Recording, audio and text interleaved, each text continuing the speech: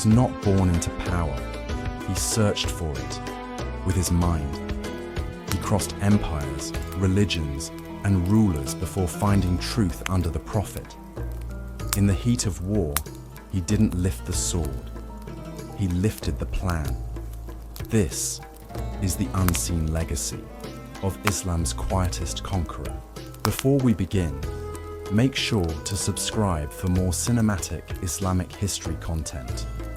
Each week, we uncover the untold lives of warriors, thinkers, and believers who shaped the Ummah. If you love stories that move the heart and sharpen the mind, hit that subscribe button and join our journey.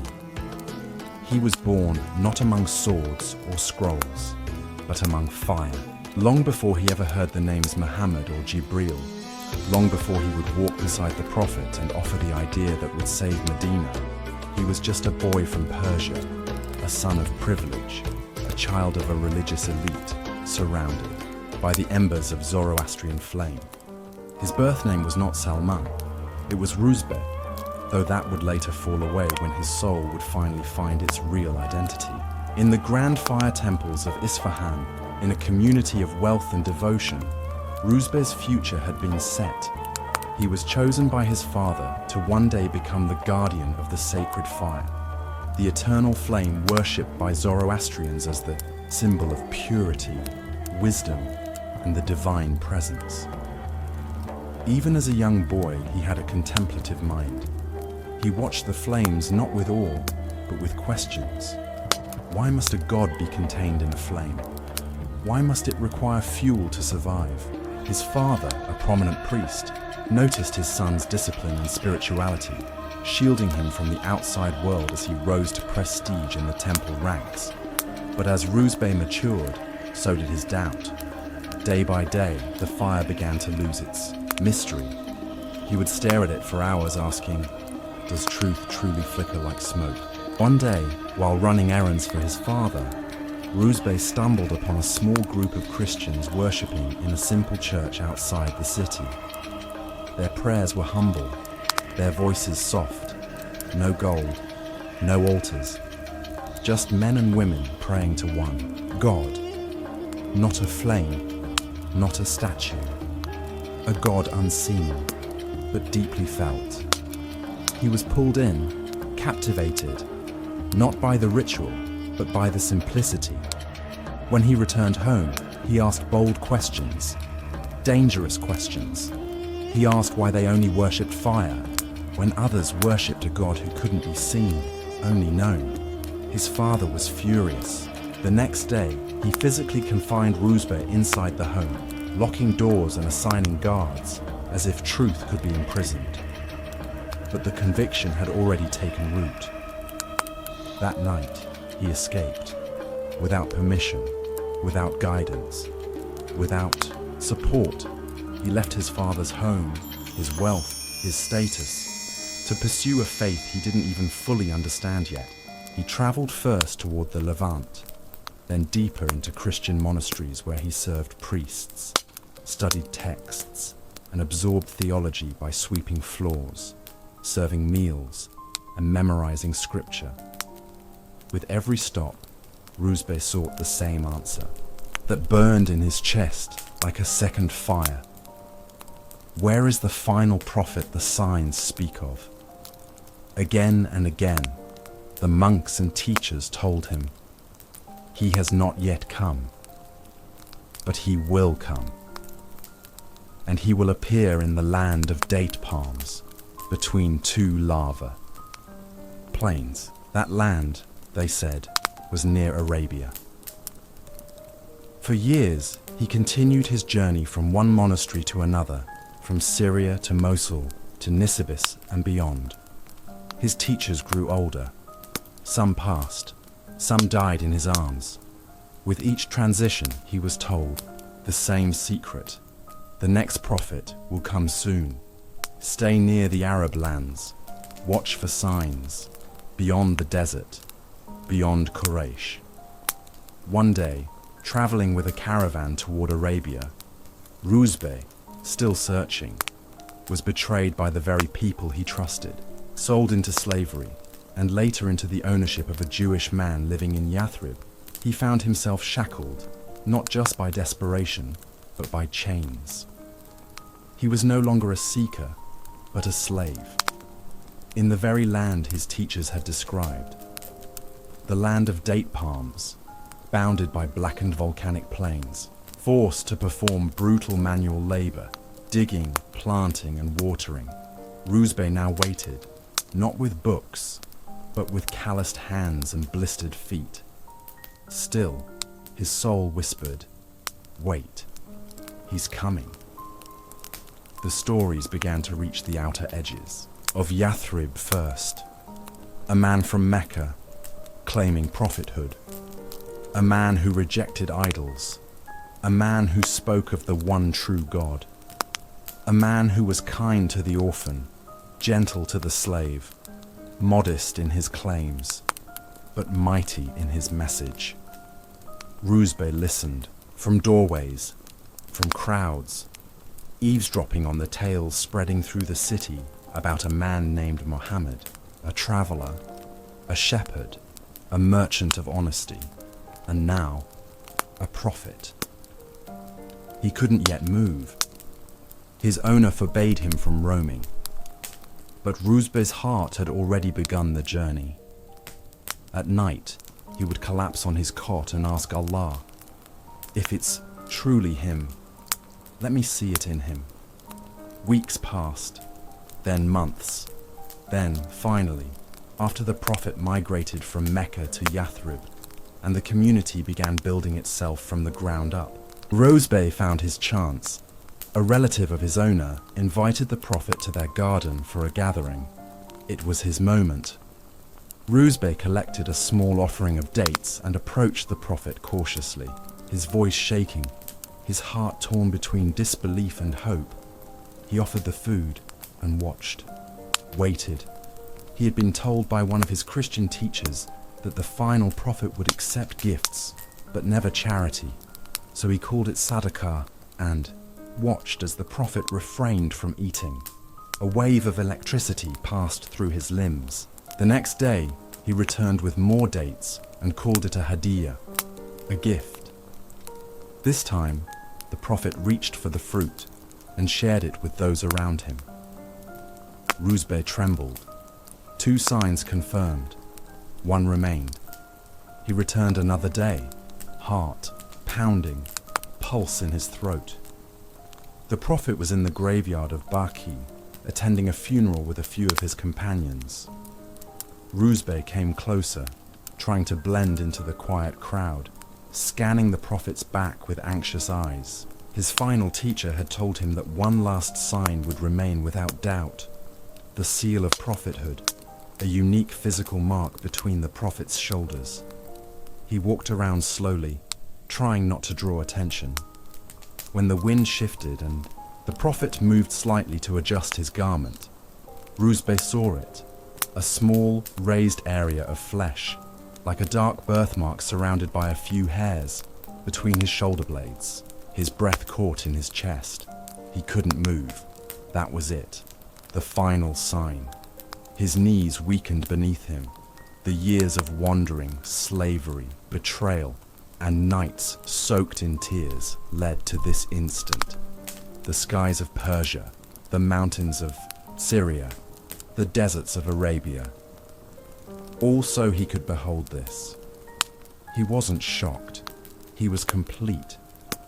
He stepped forward and embraced the Prophet from behind, weeping uncontrollably as he revealed his story in broken Arabic, shaking in reverence and relief. The Prophet turned and smiled, and as he listened, the companions circled around. What happened next was not formal, nor elaborate. It was simple. The Prophet nodded gently, placed his blessed hand on Rusbeh's shoulder, and said, "Salman is one of us, from al-Bayt." 1 sentence, but for a man who had traveled from fire temples to slavery for truth, those words were worth more than the treasures of the earth. This is how he became known to the world, Salman al-Farsi, the Persian. But to the Prophet, he was not the Persian. He was mine. Adopted not through blood, but through shared truth. Among all the honored companions, Salman stood as one of the very few not born into Quraysh, not protected by tribal allegiance, not lifted by linguistic or ethnic commonality, but still honored in the inner circle of the Prophet, solely because of his search for truth. He had burned every bridge that had once grounded his identity. He walked away from gold, from fire, from rank, from country, from comfort, and now, standing in ragged clothes, behind the messenger of Allah, he was born again, not by tribe, not by title, but by guidance. His Islam was not presented to him. He broke mountains to reach it. And perhaps that is why the Prophet loved him with such special light in his gaze. From that moment on, Salman became an unmatched symbol of the universality of Islam. In a society plagued by lineage wars and tribal pride, Salman was a walking hadith, showing that divine truth did not ask where you were born. It only asked whether your heart was thirsty, and if it was, Allah would carry you. People in Medina, when hearing of his past, would say he was insane, leaving palaces to become a slave among foreigners. But Salman would just smile, because they didn't understand yet what he had found. In those early years in Medina, Salman earned his freedom from bondage with help from the Prophet and the community. His former Jewish master placed a steep price on his manumission, over 300 date palms and 40 units of gold. It would seem impossible, but the Prophet did not blink. He instructed the companions to help gather the date palm saplings, and he personally dug each planting hole with his own hands, turning the effort into not just charity, but a symbol of restoration. Later, someone offered Salman a piece of gold the size of an egg to cover the final portion. When the Prophet took the gold and weighed it in his hand, he smiled and blew on it, placing barakah in the coin. When Salman paid his last due, he wasn't just buying his physical freedom. He was walking into the next chapter of his destiny as a freed servant of Allah and companion of his messenger. What came next was not surprise or spectacle. Salman didn't announce his rebirth with speeches, nor did he seek titles. He didn't position himself close to wealth, despite having once lived in mansions. He didn't seek to lead or influence or debate. Instead, he listened. Always. At the Prophet's side, he absorbed every revelation, every surah, every strategy, every moment of tawakkul and test. He treasured faith like one who had once lived without it. For the rest of Medina's residents, Islam had arrived to their doorstep. For Salman, Islam had pulled him through deserts and betrayal just to get to it. And that made every ayah heavier, every glance from the Prophet warmer, every prayer row beside true believers sacred. His nights were drenched in dua like a man litigating his own past. His recitation was quiet but deliberate. His shoulders carried the weight of having once wandered blind.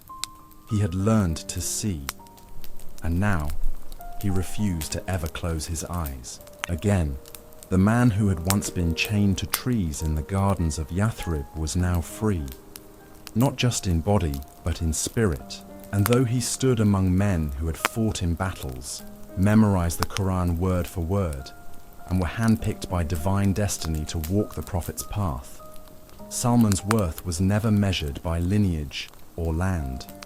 It was measured by the wounds he carried from seeking the truth.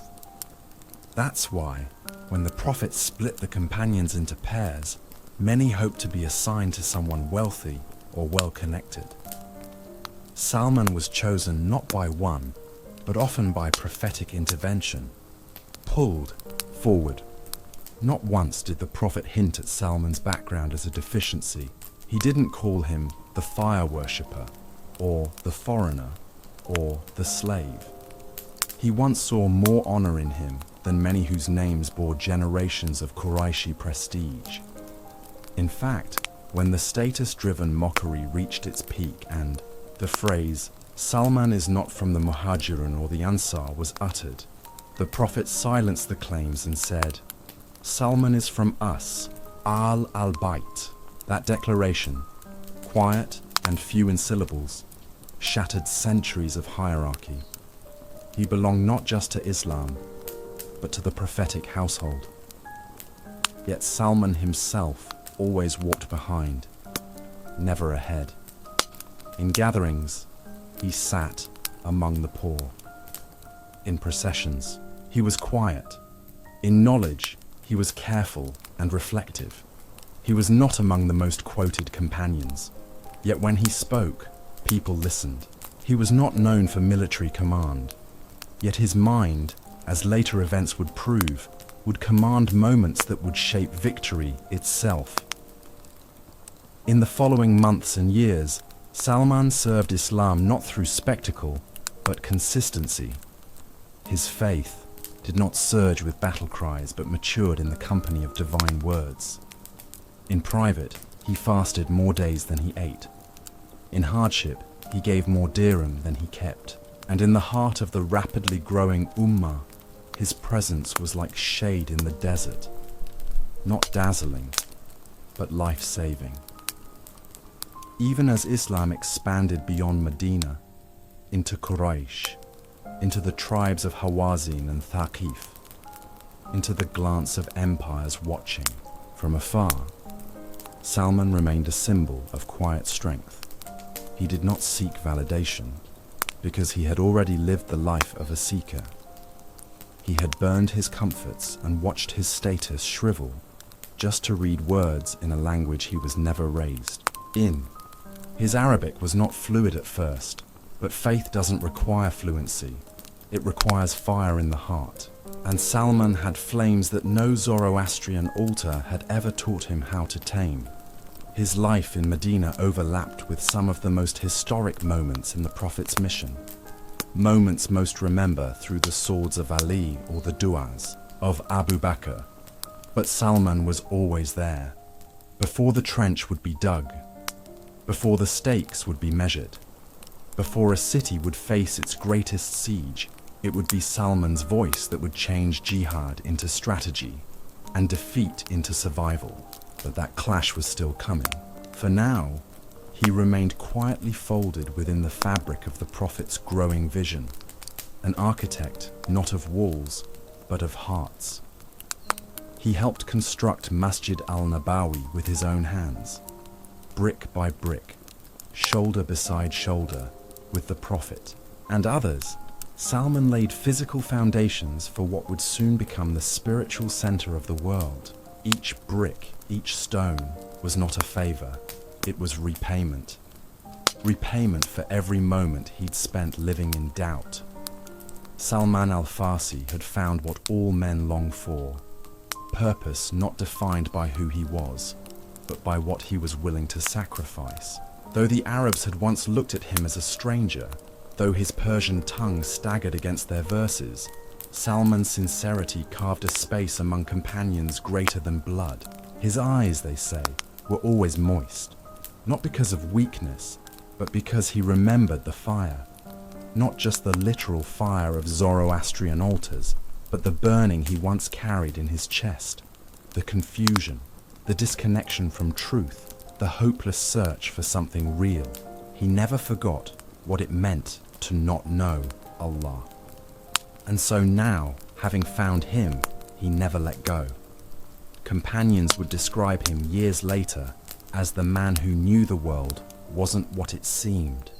Even as leadership began to shift, even as Quraysh regained power and those with tribal prestige attempted to shape policies and political directions, Salman remained unbothered by disputes of titles and positions. He had already achieved what most men would never dare to even seek: closeness to Allah, not by proximity to the Kaaba, but proximity to surrender. His loyalty was never to people, nor to positions. It was only to the Haqq, and because of that, the Prophet entrusted him with much more than just companionship. He trusted him with consultation. with moments where intellect stood beside revelation, and where victory would be won not just through strength, but through strategy. People would come to Medina from outside tribes and hear his name and ask in amazement, "Is this the man who came from Persia to find Muhammad?" But his story, they soon realized, wasn't about just where he came from. It was about what he had become. In truth, he wasn't a man who found Islam. Islam found him because he never stopped searching. The one who once worshipped fire had now lit a fire in the Ummah that no wind could extinguish. And before history would ever list him among generals or judges, it would forever record him as the seeker who crossed an empire for a single prostration. They called him the stranger, not out of insult, out of reality. He didn't look like them. He didn't talk like them. His Arabic still bore thick Persian edges, but while others found their belonging through blood, tribe, and lineage, Salman al-Farsi found his place in Medina by something far stronger: truth. When he first walked among the believers as a free man, freshly released from the shackles of slavery, he did not carry ego. He carried expectation. He knew this prophetic household was no ordinary tribe. It was a living embodiment of a message, and he was determined not to stand on its fringes, but to be engraved within it. Free but poor, faithful but foreign, Salman's early days in Medina were not marked by conquest or command. They were marked by cleaning the masjid, gathering wood, fasting regularly, attending every gathering of knowledge like the thirst he carried hadn't yet been quenched. He had not crossed scorched deserts and abandoned palaces to watch from the side. So even though Medina was filled with the likes of Umar, Abu Bakr, Ali, and Bilal, men with strength, wealth, status, or voice, Salman did not shrink beside them. He stood, heart to heart. What earned him reverence wasn't his sword, it was his mind. In a community where most men led through action, Salman advised through vision. In gatherings, he didn't interrupt. He waited. And when he spoke, his words carried weight. His experiences were vastly different from anyone else. He had lived under Magian fire, practiced Christianity, studied under monkish ascetics, and witnessed the corruption of false clerics. He had seen more of the world than many companions combined. So when the Prophet would consult the people, especially before making big decisions, Salman was often the quiet voice that cut through emotion and culture with intellect most couldn't match.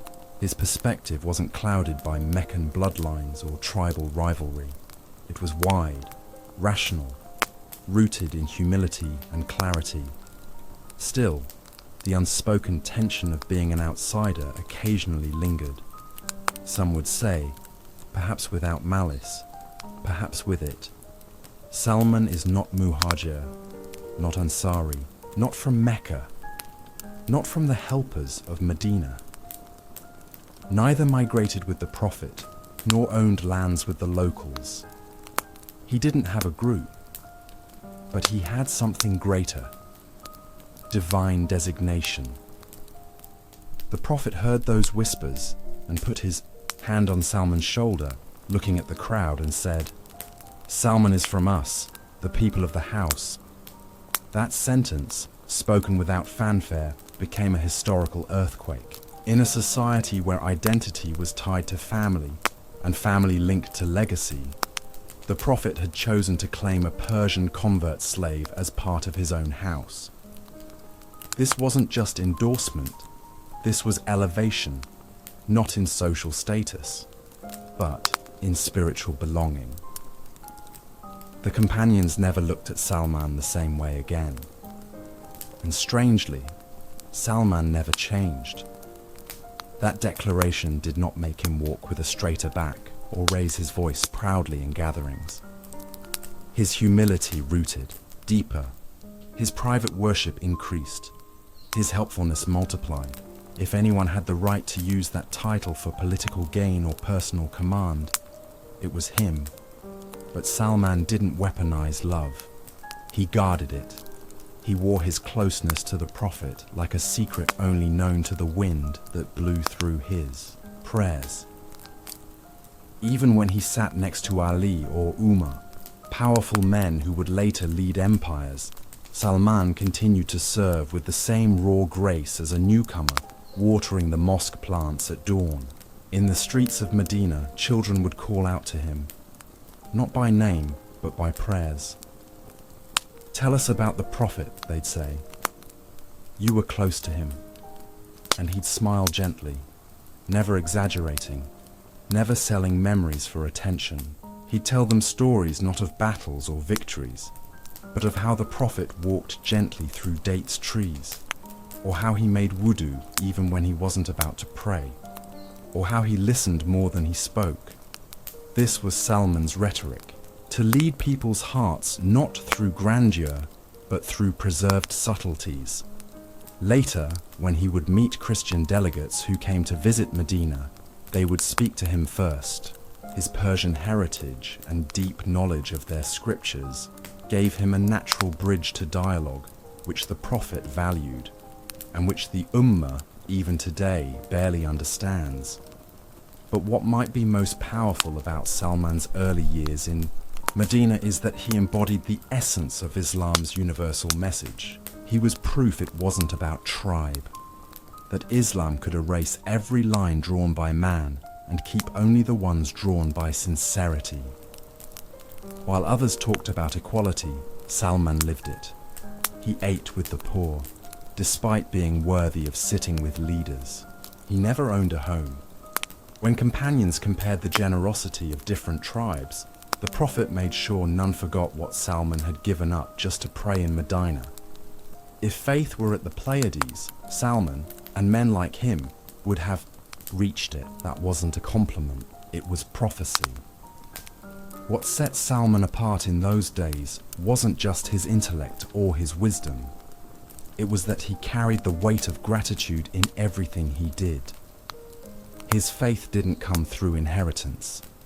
It was earned, battlefield by battlefield, not of land, but of soul.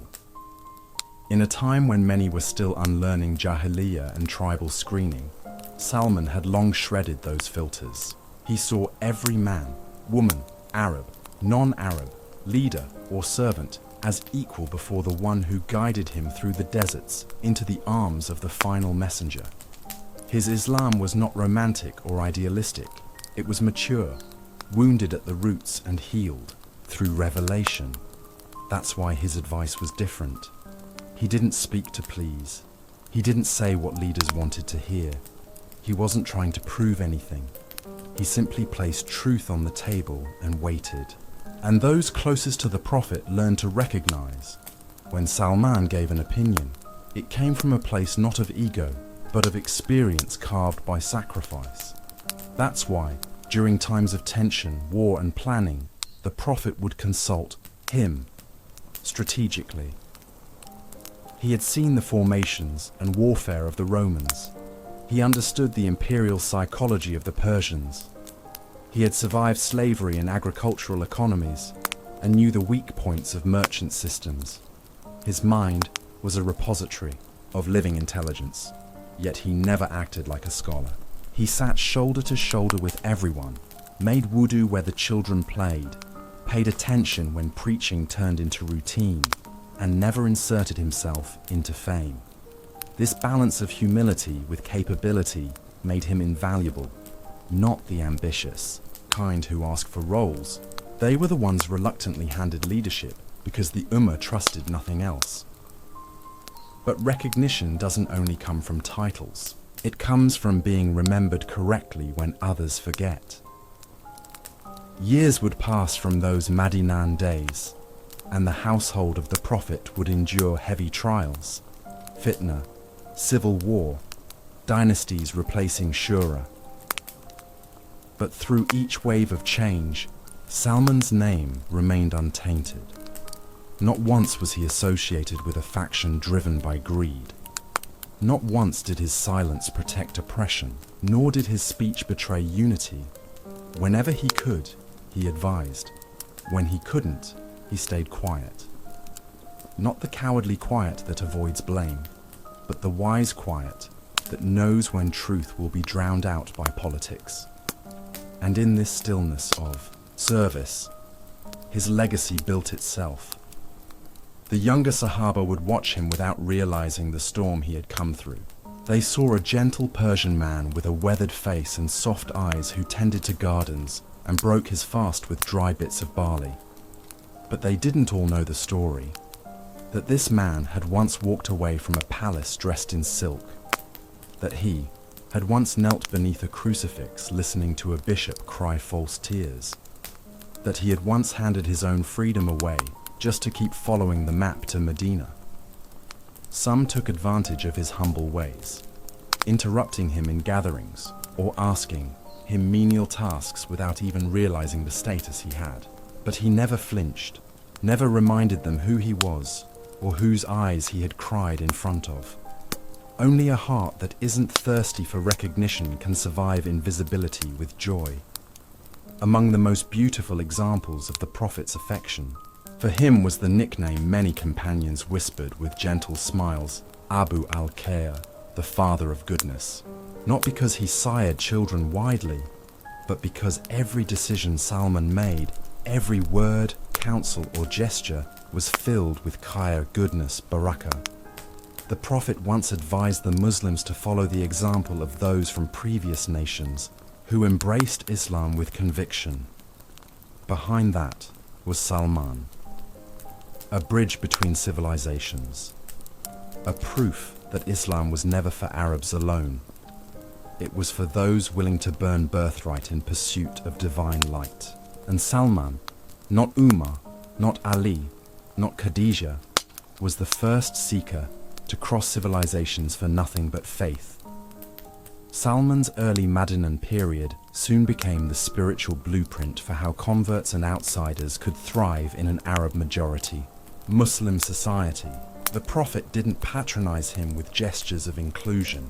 He placed him directly into the circle, gave him responsibility, used his input, and showed the community that honor comes from sincerity, not tribal closeness.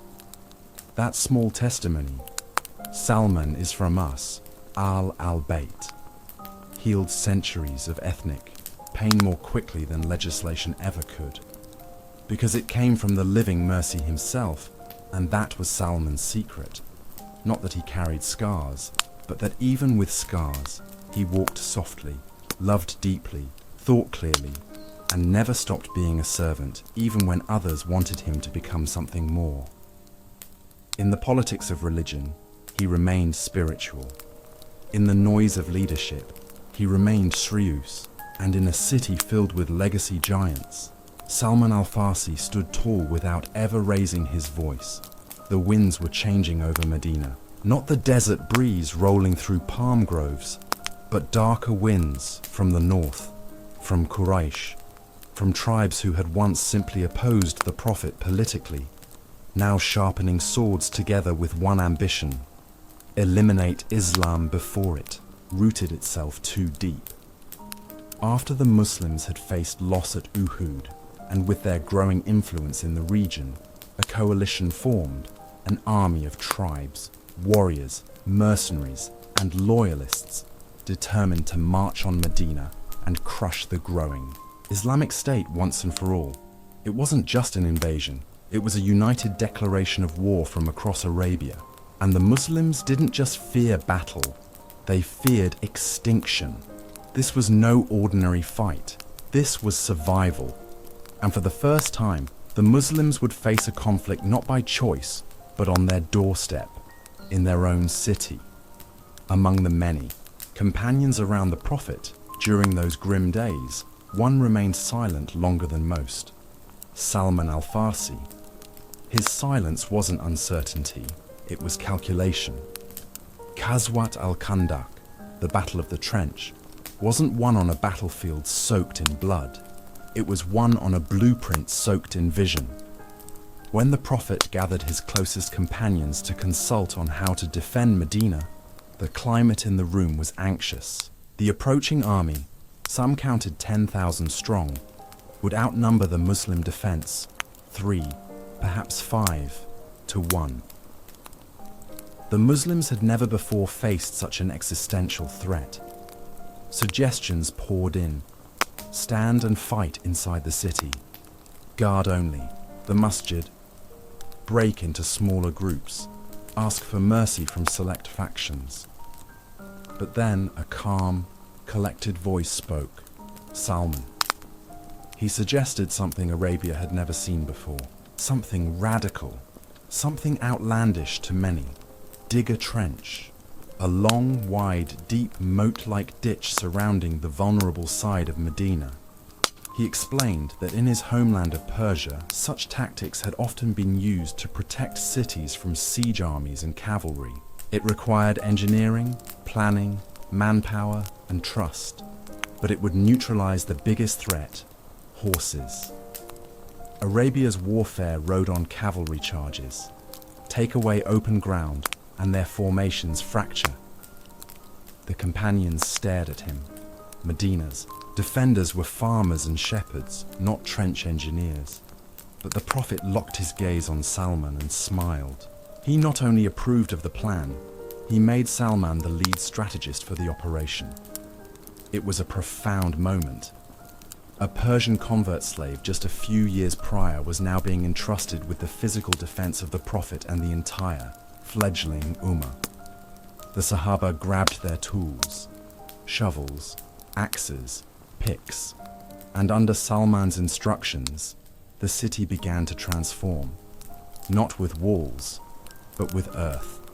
The Prophet himself descended into the dust and dug with them, carrying dirt, breaking rock, lifting spirits. He laughed, sweated, lifted stone, and sang lines of praise as he worked. Never before had the Muslim community united behind a task with such singular resolve. The trench wasn't just a defensive tool, it was a statement that the Muslims had matured. This wasn't Ghazwat Badr, it wasn't Uhud, this wasn't blind bravery anymore. This was strategic resistance, and at the center of it was Salman, charting distances, allocating teams, adjusting routes, constantly walking along the growing trench line with urgency and patience. Obstacles came fast. Some sections of the rock were impossible to break. One massive boulder stopped an entire work group. They called the Prophet touch, who struck it thrice with an axe, and with each strike, sparks shot up, and prophecies were spoken. One day, Islam would reach Yemen, then Sham, then Persia. Salman, hearing that Persia would one day receive Islam fully, wept. That prophecy gave him more strength than any meal could provide. The hardships of digging in the cold, winter with starvation at their heels, only made the effort more spiritually profound. Companions tied stones to their stomachs from hunger, and yet they dug. With blistered hands and dry tongues they dug. Every cubit of the trench was a silent dua, a stand against annihilation. The Quraysh thought they were preparing for war, but in truth, the Muslims were building a wall of will, of unity, and of Salman's intellect made physical. The trench snaked its way half around Medina's exposed side, wide enough to halt cavalry, deep enough to trap infantry. The other side of the city was guarded by natural terrain, volcanic rock and palm groves. When Salman looked upon the almost complete project just days before the enemy arrived, he saw not earth, but trust. Trust in Allah, and trust in the Prophet who didn't just approve his plan, but believed in him more than the tribes believed in their bloodlines. The day the Confederate armies arrived, clouds of dust rose beyond the horizon like warning signs from the earth. 10,000 men bracketed together from Quraysh, Ghatafan, and other tribes, unified not by shared belief, but by shared hatred of the Prophet and all that he stood for. To them, this was to be the final march, a swift siege, overwhelming in force, terrifying in sound, and crushing in impact. But what they saw when they approached Medina left them puzzled. A long trench, cut deep and wide, divided their path. Horses pulled back, rearing in confusion. Cavalry commanders paused. It was unheard of in Arabia. A defensive trench. This wasn't how Arabs fought. They fought with pride in open fields, with poetry and banners and swordplay under sunlit skies, not with barriers, not with trenches. In their confusion, the seeds of doubt were planted. For the Muslims defending the city, stationed behind the trench and along its winding edge, that moment of hesitation was a victory in itself. Salman, though humble as always, was quietly observing from a high point. His strategy had worked, not in stopping war, but in changing the way it started. From this point onward, Arabian warfare would never remain the same. The Muslims weren't passive. Arrows flew across the trench, skirmishes sparked at shallow points. Scouts attempted to cross, but without cavalry to storm through, the enemy's greatest tactical advantage was neutralized. It was a war of nerves now, and the Quraysh weren't built for patience. Days turned to nights. Tensions rose. Food ran low. Cold winds whipped through the camped invaders. They weren't prepared for a siege to stretch. They were prepared for slaughter, not strategy. And it was Salman who'd made that difference. Still, the pressure inside Medina wasn't light. Hypocrisy began to surface. Complaints emerged over hunger, fear, long nights at the trenches with no sleep. The Prophet offered constant encouragement.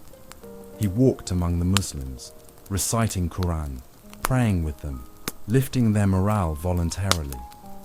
But the brilliance of the trench was not that it prevented bloodshed completely. It was that it reshaped the battlefield before it could begin. That reshaping, that mental victory, belonged to a man who never lifted a sword in this war.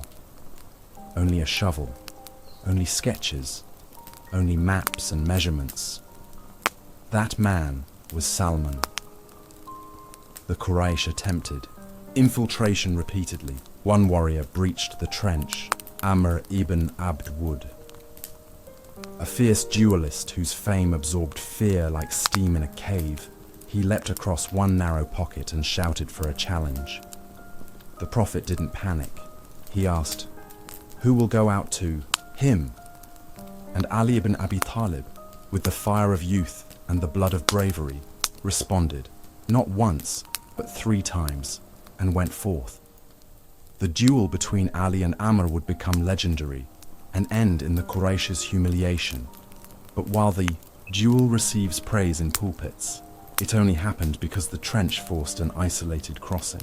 Salman's strategy hadn't just slowed the enemy, it had broken apart their unity, shattered the immediacy of their strike, and given the Muslims control over terrain in a way they had never wielded before. The siege dragged on for weeks. Cold, hunger, psychological warfare took its toll, and when a sandstorm swept through the Qurayshi camps, wild, choking, and destructive, their morale evaporated. Tents flew, fires extinguished, tensions rose between previously allied tribes. One by one, they began to withdraw. First Ghatafan, then smaller tribes, and eventually a full-scale retreat began. And not a single major battle had taken place. For the first time, strategy, not swords, had granted Medina victory.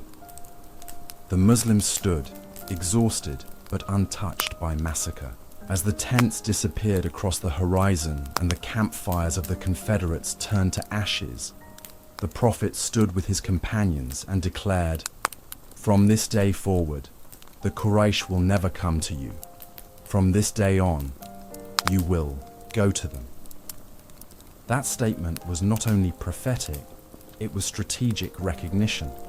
The balance of power in Arabia had just shifted, and at the center of that shift was a Persian man, once ridiculed by some as not an Ansari nor a Muhajir, who, had just transformed war in Arabia through a trench drawn by faith and forethought. Salman did not boast. He simply returned to the masjid, dusted his hands, and prayed. That night, among the believers who feared for their families just days earlier, whispers turned to awe. Not just for the Prophet's trust in Allah, but also for his trust in Salman's mind. What Salman had introduced was not just a novel tactic. It was an Islamic philosophy of warfare that would echo for generations. It was a blueprint that said strength doesn't always lie in the size of your sword, but in the clarity of your thinking. In the days after the Battle of the Trench, when the city returned to calm and the Prophet walked freely through Medina, once again, the role of each individual was quietly being written into history. The Mujahideen would be remembered. Ali's duel would become legendary. But those with insight, with vision, with quiet strength, their effect would ripple far beyond what the eye could see. That was Salman. He brought an idea that night shifted, the course of prophecy into survival. Even though many may never recite his name in martial poems or war chants, his trench stood where poetry failed. The trench was eventually filled, and grass would grow above it. But the Ummah was different now. The psychological landscape of Arabia had changed because one man remembered his past. The Muslims were not simply defending Islam with swords anymore. They were learning to think, to imagine, to construct realities with intelligence sharpened by faith. The Prophet never made decisions emotionally, and Salman gave him the intellectual bridge between what was ideal and what was practical. That's a rare blessing. Some companions could fight, others could teach, a few could lead. Salman could foresee, to imagine threats and shape solutions before they reached the door. In a desert world of impulsive tribal honor, his logic was revolutionary. But perhaps the most beautiful trait of Salman during this chapter wasn't his idea. It was what he didn't do after it. He didn't remind anyone. When later victories came and Medina's position strengthened, he didn't ask, "Do you remember the trench?" He never stood in circles repeating, "That was my idea." There is something deeply prophetic about someone who offers the solution, watches people benefit from it, and never claims credit. He didn't write a manual on warfare. He didn't look for validation. He didn't organize appointments or councils of war even after the Prophet. He simply returned to his service among the people, as if he hadn't just prevented the destruction of Islam, but those who mattered remembered. The Prophet never forgot. His statement, "Salman is from us, Ahl al-Bayt," wasn't just about affection. It was about acknowledging that this Persian, this quiet mind, this former slave, had just waged a war of intelligence that saved the city of revelation. Ummah remembered too. In the years later, when the Islamic Empire would stretch across lands, Salman had seen in childhood, he would remind others that Salman wasn't just a Persian companion. He was a bridge between what Islam taught and what it would one day govern. Wisdom that started in trenches moved into caliphal consultation. That transformation, that evolution, began in the soil of Medina, under a sky of fear, in a trench designed by a man who never came with arrogance, but always left behind impact. What's most humbling is that Salman's only real request, if it could even be called that, came not in those battles, but in private prayer. He once asked Allah not for long life or lasting fame, but simply not to die until he had met the right caliph in the right place. A whisper of longing perhaps for trust in leadership, the way the Prophet once trusted him. But he never rushed that fate. He lived humbly, quietly, enduring, watching the Ummah grow from survival to sovereignty. And when he was asked about the trench later, he would lower his eyes and deflect the praise. because to him, what mattered most wasn't that the idea came from him, but that Rasulullah had trusted it. That trust, rooted in revelation and affirmed through action, was the real victory of the Battle of the Trench. Not the absence of Muslim blood in the soil, not just the defeat of Quraysh retreat, but the knowledge that ideas and intellect have a home in the Ummah. That strategy can sit beside spirituality, that a freed man with a fresh perspective can protect prophethood with nothing but a map and a memory from his homeland. So when we say Battle of the Trench, let us not only remember the dust, the cold, the fear, or the jewel of brave Ali, we remember that fate itself sometimes changes, not when a sword is drawn, but when a wise man quietly sketches a line in the sand and says, "Dig here." After the trench was filled and the dust of Azab faded into the historical winds of Medina, Salman al-Farsi did not walk taller. He did not carve his name into memory with grandeur. Instead, he simply folded back into silence, as if his mind had never saved a city, as if his idea had not redefined warfare in Arabia. That was his style. He did not need celebration, because he knew something few ever grasp, that truth doesn't always stand in lights. Sometimes, truth stands in shadows, observing, contributing, never consumed with attention. In the years following the Battle of the Trench, Salman became an unassuming pillar of insight, called upon, not with trumpets, but with quiet nods from the Prophet, and later from caliphs, who knew that some men build victory, not with their hands, but with their thoughts. He was never thirsty for recognition. He sat where he always had, among the worshippers, the laborers, the orphans, and the ones who asked more questions than they answered. But people began to realize that Salman's advice didn't just work in battle, it worked in life. He understood people, tribes, regional tensions, resource shortages, cultural psychology. He had lived in emperors' lands and eaten in slave quarters. So when Medina faced political dilemmas, new negotiations, trade problems, or cross-tribal mistrust, Salman often offered a few soft-spoken words that untangled the knots without feeding egos. His counsel wasn't flashy, it was functional. That was what made it immortal. Though Salman held no formal military title, stories continue to emerge from preserved narrations and early Islamic historians hinting at his role in key post-battle decisions and moments.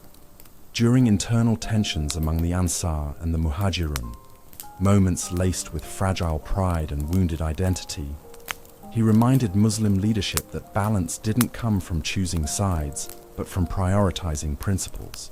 In one negotiation between Persians new to Islam and an Arab tribe suspicious of their customs, it was Salman who stepped in, not as a Persian defending his people, but as a believer reminding both sides that Islam's verse was clear. The free, most honored among you in the sight of Allah, are those who are most conscious of Him.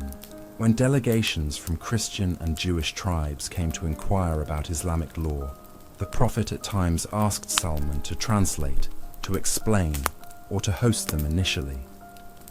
He wasn't a public speaker, but he had a gift. He could remove the fear from minds. He didn't overpower, he connected. Visitors from foreign lands saw him not as a preacher, but as a symbol of Islam's universality. That this was not a faith to Arabize the world, but to awaken it. And Salman, with his robes dusty from labor and hands calloused from honest work, stood taller than any palace diplomat. But perhaps his brilliance was most loudly recognized after the Prophet passed away. As the Ummah stared into the abyss of fitna, succession, and legacy, men like Salman showed their measure with clarity. He didn't push himself forward in the debates of who should lead. He didn't attach himself to the rising alliances. Nor did he disappear in grief. He simply anchored the believers around him with mercy, reminding them that power must follow principle. Sayyiduna Umar ibn al-Khattab, known for his sharp perception of men, kept Salman close when he could. In fact, some narrations state that Umar once said, "We are all men, and Salman is among the greatest of us." Ali ibn Abi Talib, warrior by heart and theologian by soul, often visited Salman when seeking clarity on matters not of war, but of humanity. After the Prophet, they knew exactly where to look when silence needed wisdom. Salman's loyalty wasn't to a political camp, it was to the soul of the Ummah, and that's why his clarity outlived conflict. He could disagree with decisions and still maintain adab. He could stay out of political flame while pouring water on communal fires. Strategy for Salman wasn't just trenches and maps, it was choosing how to exist in divided times without compromising the truth. In a world where leadership was often measured by who stood closest to the sword or sat highest on a council, Salman al-Farsi never competed for attention, titles, or decisions. And yet, time and again, he was the one the most powerful men turned to. When the dust of events settled, when the hearts were worn thin, and when the path forward became murky. He had a way of seeing beyond the moment, seeing through the noise and politics, not because he had studied more than others, but because he had left more behind than most ever dared to. He had tasted every illusion the world could offer, thrones clad in fire, churches filled with silence, farms bounded by chains, and he had walked away from it all for one reason only: truth. That gave him a moral clarity no title could grant. Even as he lived through the caliphates of Abu Bakr, Umar, and Uthman, Salman remained uncorrupted by proximity to power. These men trusted him. They gave him responsibilities, requested his advice, offered him governorships. He accepted few, and when he did, he governed like a man who knew this world was a passing mirage. When Sayyiduna Umar appointed him as the governor of Al-Madain in Iraq, a major seat of influence in the expanding Islamic empire, Salman walked into the city not on a horse, not escorted by guards, but with his sleeves rolled and bag of food over his shoulder. Some people mistook him for a servant. When tribes gathered to welcome the governor, they asked, "Where is your leader?" Salman lifted his hand and said, "I am here." He owned nothing, no palace, no seal, no privilege. Every dirham of the state was kept in public trust. He lived in a small mud brick hut and answered his own door. People would find him mending his clothes or kneading dough for his meals. They once brought him new garments from the treasury. He thanked them kindly and gave them away to a poor man who had less. When asked why, he smiled and said, "He needs them more than me." Even when leading, he never stopped serving. If a man came to the masjid with confusion in his heart, Salman sat with him until peace returned to his eyes. If travelers entered the city with hunger, he would share his dinner, even if it meant skipping his own meal. When the streets heated under the Iraqi sun and workers broke stones or plowed soil, some would see Salman among them, working with his own hands, not to prove equality, but because he never learned how to sit idle while others struggled. That strength, that philosophy of leadership without hierarchy, was a continuation of what he had been since day one, a seeker surrendered to service. Even the letters he wrote during his governorship carried his message before the ink dried. Once, when writing to a Persian noble who had converted, Salman signed his letter not with titles, but a simple phrasing that still shocks modern minds. From Salman, the slave of Allah, to so-and-so. No governor seal, no poetic flourish, no mention of rank, just identity by servitude. And every word he wrote was not aimed at dominance, but direction. He led the people of Al-Madain not as an outsider, showing them Arab models of leadership, but as a reminder that Islam did not come to Arabize foreign lands. It came to purify hearts everywhere.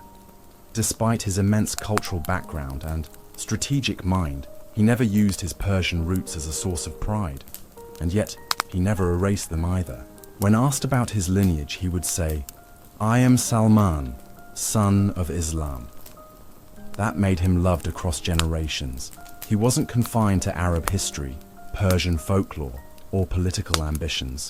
He belonged to Deen, and his humility didn't diminish his greatness. It amplified it. Legend reports that neither during his tenure nor after it was there ever a complaint lodged against him by the people, not once. He ever so quietly proved that leadership rooted in sincerity doesn't require legislation to be just, nor military might to be strong. It only requires a soul that knows where it stands with Allah. That strength, the quiet, disciplined, fearless kind, is what made men like Umar and Ali revere him, not just politically, but personally. They remembered how his mind changed the battlefield. They remembered how his prayers didn't echo from Mimbar, but from behind walls before dawn.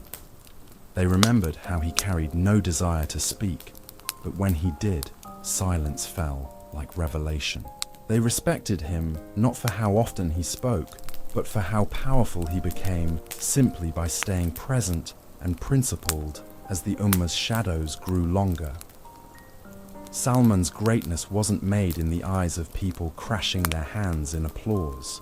It was carved in the invisible, where du'as are heard loudest, where intentions last longer than bloodlines, and where shadows, not spotlights, are trusted to carry real wisdom. That is how you change a world quietly. That is how you become a strategist in the shadows. The final victory of a believer isn't in conquest, it's in contentment. And Salman al-Farsi, long after his journey through fire, slavery, trench strategy, and prophetic companionship, walked into power as if it had no weight. When Umar ibn al-Khattab became caliph, leading the rapid territorial expansion and institutionalization of the Islamic Empire, he turned not to generals or aristocrats to manage new regions. He turned to men like Salman, men who would not be blinded by the glitter of governance, men whose hearts were anchored in something far deeper than policy. Umar recognized leadership not by lineage, but by trust. And Salman was someone trust followed like a shadow. His appointment as governor of Al-Madain, the old capital of Persia's faded Sassanid dynasty, was politically profound. It wasn't just choosing a qualified man. It was choosing a Persian son of fire to administrate his own homeland after its fall, now under the banner of Islam. For any other man, that position would have brought deep pride. But not for Salman. For him, it was a test, and he treated it that way from the first step he took into the city.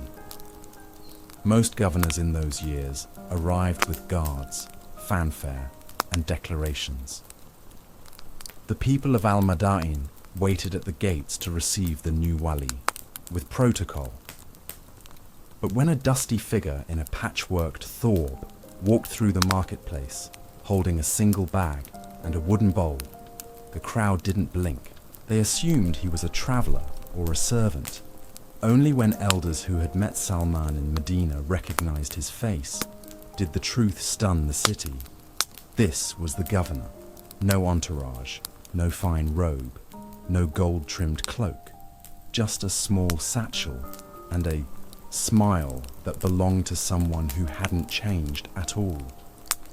When asked about his travel provisions, Salman showed them a loaf of barley bread, some salt and oil. "This is enough for the journey," he said, "and the rest I will earn among you." From the first day, he chose to live like any worker in Al-Madain. Poor housing, public water, common meals. His earnings were modest, and what little remained, he gave away. But don't mistake humility for weakness. Salman's governance was not simply quiet service, it was deliberate reform. He listened to the people without filter. There were no barriers to meet him. Disputes were resolved in the masjid, often on the dirt floor. Bribes had no effect because Salman's desires had already died long ago. He set market prices, but never manipulated profit. He implemented justice with precision, but never with arrogance. Scholars noted that no episode of oppression was recorded against him. In a time when corruption could travel fast and get lost, in distance, Salman ruled with transparency so pure that people often forgot he held any authority at all. He never claimed it, so it never got in the way. Salman's administrative style was revolutionary because it wasn't about efficiency alone, it was deeply spiritual. For him, protecting the Ummah's rights, managing public funds, and keeping peace wasn't statesmanship. It was ibadah, devotion. A man once came to him at night, needing assistance. Salman told him softly to return in the morning. When the man insisted, Salman struck a lamp and brought it close. "Now it is my personal oil I burn," he said. "Tell me what you need for yourself, not your case with the state." Even in oil, he separated public from private. One drop wouldn't be misused. Imagine what that meant for land, trade, or taxes. Leaders take from their people. Salman gave of himself until all that remained was his prayer. He visited the sick constantly. He washed the dead, served at funerals, tucked the orphans into gatherings where new believers were being taught about the mercy of Islam. He never hired scribes to manage his work. He kept records himself. And perhaps the most knight-like act in his governance was how he spoke to Allah about it more than he spoke to men. His tears, they said, came more often when he was praised than when he was insulted, because praise made him worry if people had misunderstood him, if his ego was hiding somewhere beneath his humility. On Fridays, he didn't deliver fiery speeches. He reminded the crowd of simplicity, justice, and trustworthiness. And then he returned to his seat like it hadn't been a stage. This was the conqueror who lived like a servant, not because he wanted fame for humility, but because he genuinely believed dignity wasn't in display, it was in restraint. There were rumors that Umar considered him for higher, even federal headship positions. Salman always turned them down, unless ordered, because leadership wasn't his dream. Belonging to Allah was. And so, while scrolls praised kings and swords carved names into maps, Salman walked across stone paths of Al-Madain, leaving only footprints of justice and remembrance in the hearts of his people. The people of Al-Madain would speak about their governor with a reverence that sounded more like memory than praise. They didn't talk about what he built with stone. They talked about what he built within them. He didn't fear them, and he didn't expect them to fear him. When children passed him in the street, they weren't hushed. They greeted him. When elders visited him, they weren't stopped by guards. They walked straight in. When merchants sought decisions, they didn't wrap words in formality. They simply presented truth. That was Salman's leadership. He melted the layers of hierarchy until every soul in his district felt like part of his family, because he saw them not as citizens of a state, but as servants of Allah seeking safety in the dunya and success in the akhirah. And the truth is, Salman dealt with them as if they were temporary guests in a collapsing station, as if this world was just a waiting room, and his job was simply to keep it clean until the train of the hereafter arrived. That spirit, that deference to akhira over dunya, made him dangerous to those who thrived on control, because his type of leadership couldn't be replicated by systems or structure. You had to live it from the inside. Once during his time as governor, he found an official from another region traveling in luxury, boasting of his appointment, speaking as if his title gave him nobility. Salman didn't rebuke him in public. He invited him for dinner instead. When the man arrived, Salman served him dry barley bread and water, and then told him stories of the Prophet eating with his fingers from the floor, blessing his crumbs, and thanking Allah between bites. Power, he said, is heavier than most hearts can carry. That's why fewer of us recognize what it's doing to us. The man said nothing, and for the rest of his stay in Al-Madain, the silk robes were folded away and never worn again. That was Salman's change. It wasn't enforcement, it was reflection. When taxation issues arose, Salman corrected practices that disproportionately affected the poor. He held landowners accountable without villainizing them. He rewrote debt contracts to reflect both Islamic law and compassion. He removed unnecessary tax officers when they became greedy or corrupt, and instead distributed responsibilities among teams who worked together in rotation. The companions asked him where he got this administrative wisdom, and he pointed to the Quran. I found it here. Justice is not found in signatures. It's found in fear of Allah. Traders said he asked more questions than he gave orders. Farmers said he sat down in the field next to them, asking how soil changes with wind. He treated the craftsman and the scholar the same, with a listening ear and a silence that invited hearts to open without fear of judgment. There were no parades when he entered a town, no gold seals on scrolls from his desk, just daily consistency, Salah in the front row, and a face that refrained from speaking unless it was needed. When citizens asked for favors, he reminded them that the state's resources were a trust, and that Allah watches closely how his servants spend the rights of others. And if someone came with a problem that couldn't be resolved legislatively, Salman gave them his own food or money. It's narrated that one night, someone knocked on his door asking about a legal dispute. Salman answered, but told the man gently, "At this hour, I am no longer a governor. I am just a servant of Allah. Come tomorrow, and I will serve you with what the people have entrusted me with. But tonight, I will only advise you as a brother."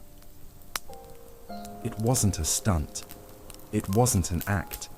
It was how he lived every day. His bond with Umar ibn al-Khattab, meanwhile, only deepened. Umar appreciated men who served without polish. In fact, he often sent letters to Salman asking about conditions in the East, not because he doubted him, but because he believed in his eyes. Salman would reply with detailed reports, but no complaints and no excuses. Umar had once walked alongside Salman during Hajj with no guards, no fanfare, just two men with worn sandals, discussing the responsibilities of rulers before Allah. Salman had told him, "A leader who walks the earth with his head high will find it difficult to prostrate on the last day if people had to bow too low to speak to him." Umar had memorized that line. And every time he ruled with harshness against oppression, part of it was because Salman had made him remember what power smells like when a man has lost his heart. Salman's presence wasn't large in number, but it was immense in meaning.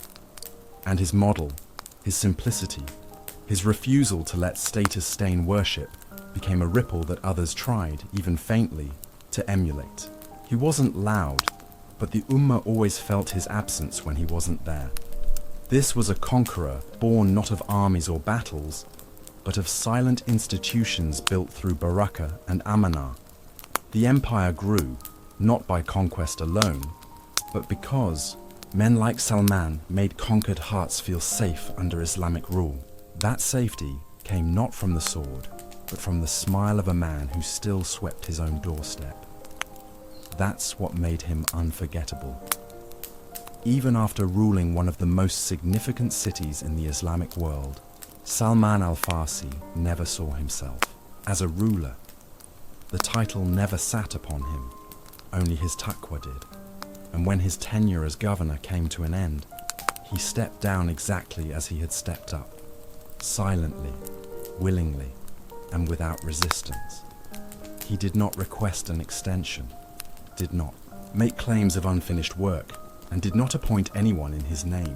He handed the responsibility back to the caliph, packed his meager belongings, so modest they fit into a single hand-woven cloth, and returned to the humble life he had always loved more than leadership.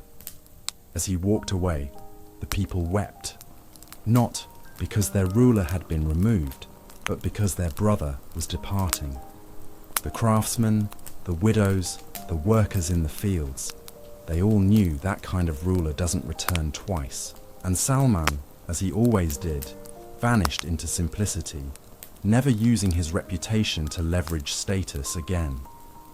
Fame chased him, but he ran from it like it was fire, and maybe that's what preserved his light so long after death. Later in his life, he was offered lands outside of Al-Madain to settle, to farm, to provide for himself through comfort, but he declined most. Though advanced in age, he still worked for his food with his own hands. He would weave palm leaves, sell baskets or mats in the marketplace, and eat stale barley bread softened with water, and nothing more. His home was more like a cave than a house. When asked why he lived with so little, he would quietly remind the questioner that the Prophet had left this world with nothing but a white sheet and a heart full of Allah. On Fridays, he preached not from towering pulpits, but from the earth itself. He would stand beneath a tree and speak gently, warning people against arrogance and reminding them that no soul is safe from envy until deen is its only treasure. And they listened, not because his voice thundered, but because people can feel when a man's words bleed sincerity.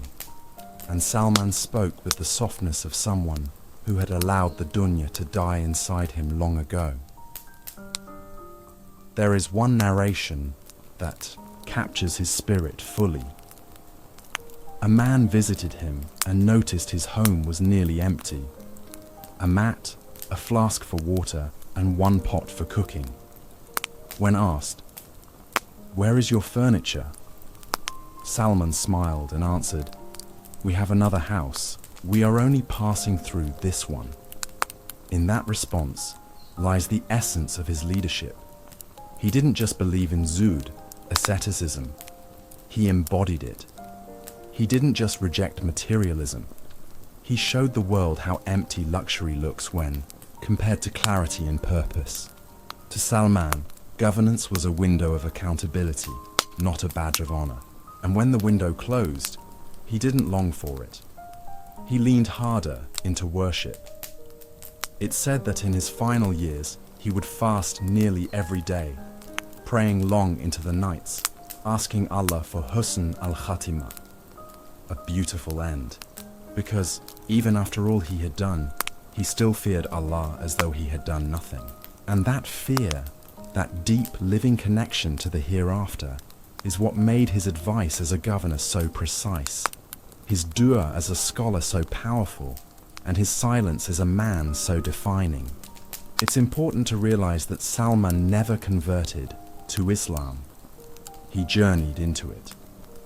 His Islam was drenched in effort, long miles, betrayals, torture, hunger, and the ultimate reward of sitting beside the Prophet not just as a student, but as family.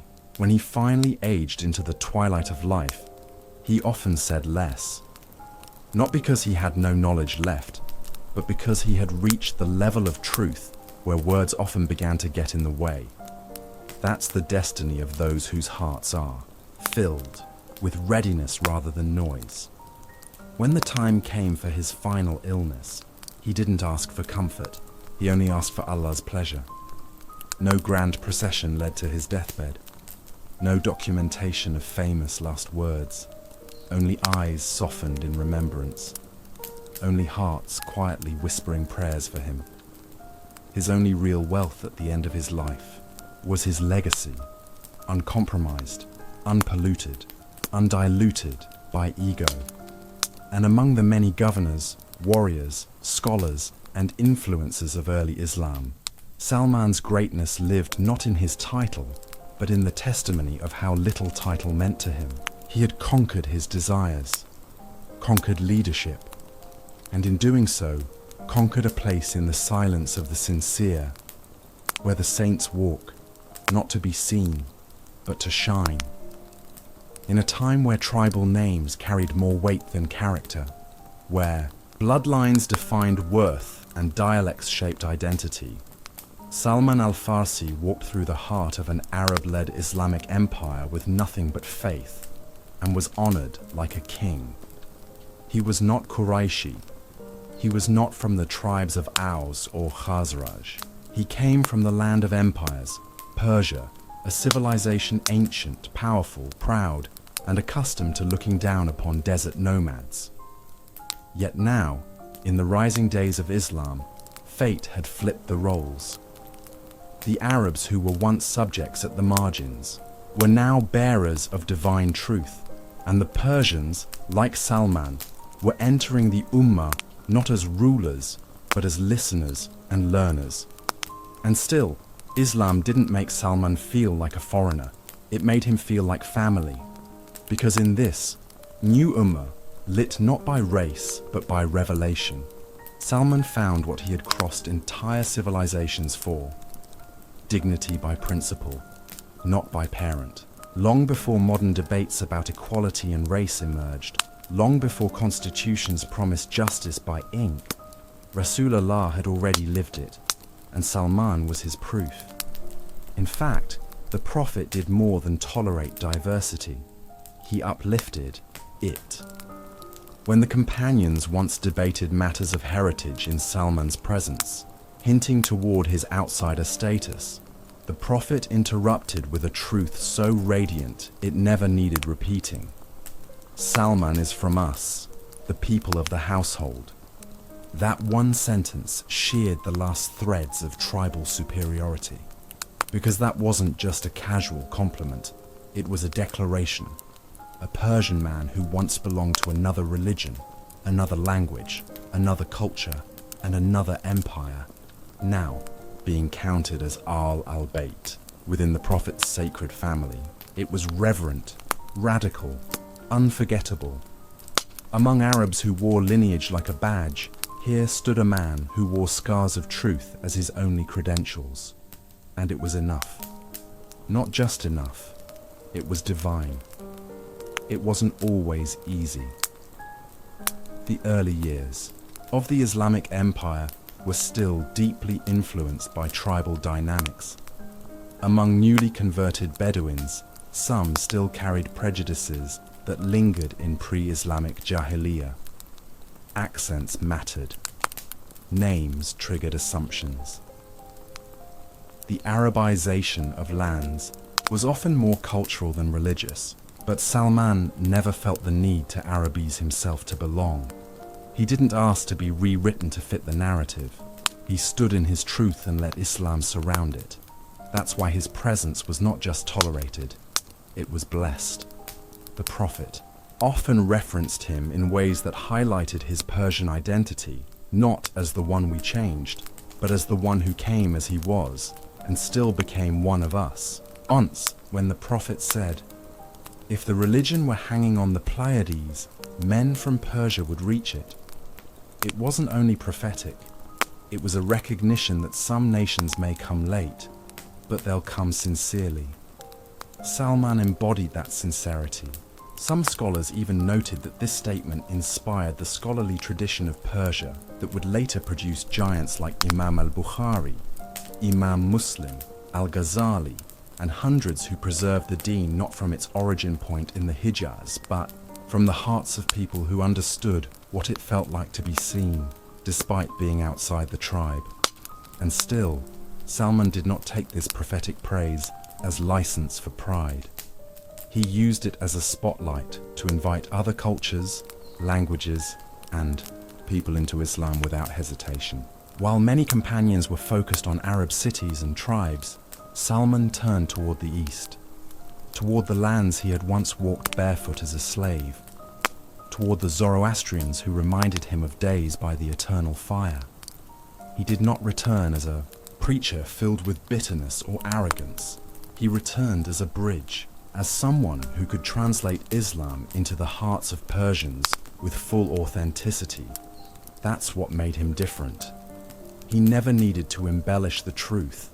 He only needed to be it. What made Salman al-Farsi so uniquely honored among the Sahaba wasn't just his intellect, devotion, or loyalty. It was how he collapsed the categories that so many others remained confined by. He was a man who had every excuse to be defined by the world. His ethnicity, his language, his culture, his past. And yet he stood shoulder to shoulder with the most elite companions of Rasulullah, not by imitating them, but by being entirely himself. In his words, in his way of thinking, and in his place among the believers, Salman did not dissolve his Persian identity. He purified it. He wasn't ashamed of where he came from, but he never let it distract him from where he was going. That was the quiet genius of his presence. He lived proof of Islam's promise that guidance is not inherited, it's earned. And once you earn it, Allah grants a status that no passport, lineage, or flag can ever match. While some companions leaned toward propagating the faith through expansion of ideal Arab governance and culture, Salman focused on bringing Islam where it mattered most, into the hearts of people left behind. In Al-Madain, long after his governorship technically ended, he was still the one whom Persian converts would approach to ask simple questions about prayer and purification. Not because of his position, but because they knew his journey matched their struggle. He understood diaspora, dislocation, and the feeling of not knowing how to belong within a religious structure dominated by a different dominant culture. So he made space with quiet, loving presence. He didn't build policy, he built comfort. And in doing so, he made Islam feel like home to thousands who otherwise might have stood at the gates waiting for acceptance. Once, when a group of new non-Arab Muslims were debating whether their accents ruined their prayer, Salman walked into the gathering and smiled. "If Allah blessed us with the voice of sincerity," he said, "He is not insulted by the slips of our tongues. Words like that don't need a minbar. They go straight to the heart." Salman's greatest role after the messenger's death was not legislative, it was therapeutic. He was the cultural balm in an Ummah that was stretching across continents, at a pace never before seen, struggling to hold its unity amidst diversity. He didn't complain when culture clashed. He didn't judge when local traditions resisted Arabian norms. He simply reminded the believers that Allah looks not at your forms nor your race, but at your hearts and your deeds. It is no exaggeration to say that Salman was the first cultural bridge in the Islamic movement. As Islam moved from being a local dawah of Mecca and Medina into a global civilization, it needed people like Salman to normalize diversity while holding fast to the Quran and Sunnah. He taught the world that Islam was not about converting the planet into Arabs. It was about lifting all peoples into the mercy of Allah. That vision, revolutionary then, and just as radical now, still echoes. From scholars in Turkey to saints in Central Asia, from mosque architects in India to poets in Persia, Salman's legacy was not scribbled across paper. It was encrypted into hearts that never even knew his full story, but felt what he carried. Perhaps that's why his name continues to cross tongues so softly, as if we somehow know that speaking it with arrogance would betray the very man we were speaking of. He never pushed, but he never stepped back. He never declared himself a leader, but no circle of intelligence or sincerity felt complete without him. Umar may have ruled with might, Uthman with generosity, Ali with wisdom, but Salman ruled no land and still entered every heart. That may be the most prophetic path of all, to bear no sword, no crown, no lineage, and still change the very idea of who can belong. In his final years, as Islam grew and the world opened, Salman never changed pace. He still walked barefoot, still missed meals, still greeted the young as equals, still looked with the eyes of a man who remembered once sleeping near fire altars, lost, confused, owned by others. That memory kept his heart beaten toward the oppressed, the convert, the uncertain one who has so much to unlearn. People would visit him near his last days, expecting sagas. Instead, they found a man who cried when he prayed and smiled when asked about status. He used to say, "I am from the people of a fire that used to devour us, but Allah threw me into a different flame and it burned away all but faith." In those words lies the entire arc of his identity, an identity he never erased, but offered to Allah completely. That's why Salman wasn't just a Persian among Arabs. He was a mercy among divisions. And though tribal pride still lingered in many hearts, and ethnic arrogance would later re-emerge, his life stood eternally as a proof of the verse, "Indeed, the most noble of you in the sight of Allah is the most righteous of you." And in that sense, Salman was among the noblest of all. Long after the dust of battles settled and the armies sheathed their swords, Salman al-Farsi's legacy continued to echo across empires, not carried by war drums or crowned with military parades, but whispered gently through libraries, mosques, and hearts that remembered something deeper than conquest.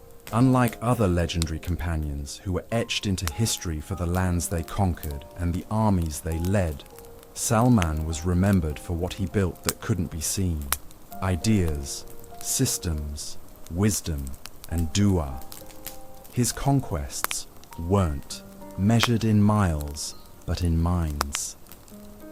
When Islam spread beyond the Arabian Peninsula into the vast tapestry of Persia, Central Asia, and beyond, it wasn't always carried by cavalry. It was often carried by stories of a man from their own land, once highborn, once lost, who gave up thrones to kneel on hot desert stone and serve a prophet not of his people, but of his truth. And that story, the story of Salman, became da'wah in itself. When Persian Muslims later converted in waves, from cities that once worshipped celestial fire to households that now whispered Quranic ayat before sleep, they did so already, knowing that someone like them had once stood beside the Prophet. It made belief feel closer, more attainable, not foreign, but familiar. Salman's influence in Dawah wasn't loud, but it was monumental. He didn't march back into Persia with a conquering banner. He returned with messages, short travelings, one-on-one conversations, moments that became foundations in cities far from the Haram of Mecca. Leaders whose names we have long forgotten would ask for Salman's advice. Students would cling to his insight. Converts from Persian nobility would listen with wide eyes as he told his story, not with embellishment, but with bruised truths. He didn't hide the fact that his journey to Islam included betrayal, slavery, isolation, and rejection. In doing so, he offered every struggling seeker a roadmap drawn in scars. His intellect wasn't puffed into academia, it was poured into dawah. Wisdom was not information to him, it was transformation. Whoever sat with him left different, even if they never saw him again. In the soft outskirts of Persia and Iraq, in the traders' stalls and mud-built masjids of early Islamic cities, there are faint but consistent narrations. Ones that speak of a companion who did not ride into battle, but seated our hearts in peace. Older Persian scholars would reference him often when dealing with issues of newly converted communities. Look to what Salman said, they'd remind. Even many scholars of Arabic grammar and tafsir, when debating how Islam could be taught to Ajam populations, found precedent in Salman's simplicity. For him, the essence of dawah was never showmanship. It was patience. He once told a man seeking permission to become a public speaker, "Before you teach others, teach yourself to stop needing their approval."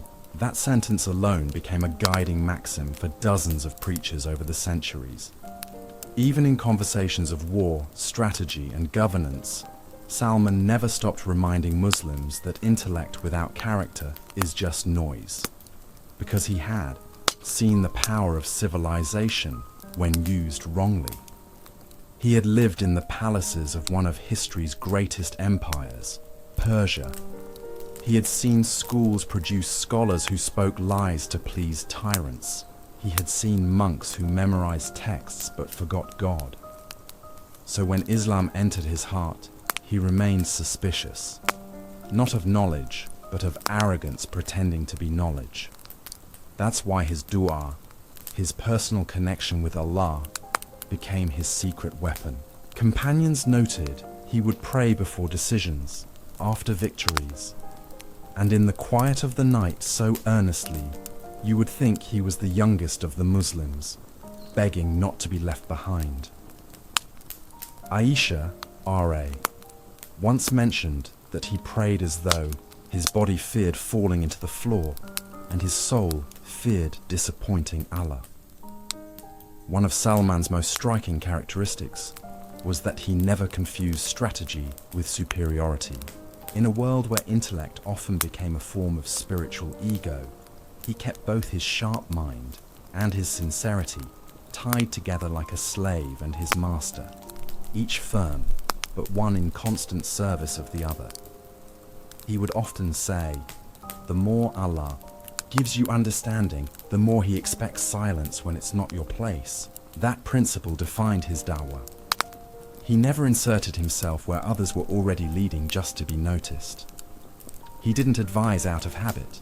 He did it out of duty, when silence no longer served the moment. Several narrations describe moments where emerging leaders in the outer frontiers of the Islamic world, be they governors, judges, or scholars, would travel long distances just to ask Salman a single question of fiqh or leadership. And that wasn't because he sat on a throne of knowledge. It was because they knew that his answers had been shaped not by classroom hypotheticals, but by the trenches of real loss, real battles, and a lifetime of service to Allah. He had mastered the art of guidance without performance, counsel without claim, and leadership without heat. His presence across Persian lands continued far after his death, through stories, sayings, and lived values. His influence wasn't etched into buildings, but into generations, in many rural communities across eastern Iraq and parts of western Persia. Elders would say to their grandchildren, "Walk like Salman, not with your chest out, but with your shoulders carried by purpose." His memory became cultural language. The way he dressed, the way he greeted elders, the way he lowered his gaze even when everyone else shouted. In lands adjusting to Islam, his story became the proof that your value wasn't measured in how early you entered Islam, but how deeply you surrendered to it. A Persian who came late, but rose slowly, walking with certainty into the Prophet's love, a model for every community terrified they didn't belong. Salman once said, "You don't conquer a people by taking their walls. You conquer them by giving them a sense of safety they've never tasted." That line is perhaps why he remains the hidden architecture behind so many hearts that came into Islam gently rather than through force. He taught that dawah is not to declare victory, it is to open a window, then walk away with trust in the wind. It's easy to look at the early Muslims and assign importance based on battles, land expansions, or the amount of hadith they transmitted. But Salman's legacy was none of that. His contribution was endurance in belief, guidance when needed, and a bridge between power and people. He taught that a man doesn't need to slay an enemy to be honored by Allah. Sometimes Allah honors you for resisting your pride long enough to serve others with clean motives. That was Salman's victory. In the generations after him, as Islamic scholarship multiplied across cultures, his name consistently reappeared in chains of narration, not as the majority source, but as that reliable voice of wisdom whose one sentence outlived 100 forgettable ones. Scholars respected him not just because of what he knew, but because of what he lived. One companion once described him as a man whose presence made you forget your problems, and whose absence made you forget how you solved them. There is a certain kind of brilliance that does not require a stage, but without it, the whole play falls apart. That was Salman al-Farsi's role in the Ummah. He may not have died with fanfare, but his light never stopped traveling. It rode with the caravans deeper into Persia and beyond. It inspired the people who named their children after him, and it whispered constantly to every soul who walked into Islam from outside and wondered, will I ever be accepted? It was through Salman that Allah proved the answer had always been yes. You don't need the right name, the right tongue, or the right blood to reach rank in this deen. You just need to search, then surrender, then serve. And if you do, as Salman did, you'll leave a legacy that no sword or nameplate could ever replace. The man who had crossed empires on foot, traveled in chains, broken the logic of war, and governed lands without ever claiming them, chose to die the way he had lived, in stillness, in humility, in complete surrender to Allah.